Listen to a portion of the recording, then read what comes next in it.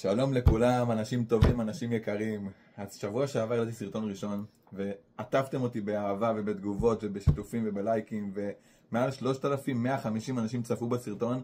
בשבילי זה מטורף, פשוט תודה, תמשיכו. נדבר בקצרה היום על מה זה אומר להיות יועץ פיננסי ומה בפועל אני עושה עם המשפחה בתוך תהליך, ממש רק את ההתחלה של זה. אז בשלב הראשוני עושים בעצם היכרות כללית וכלכלית במשפחה.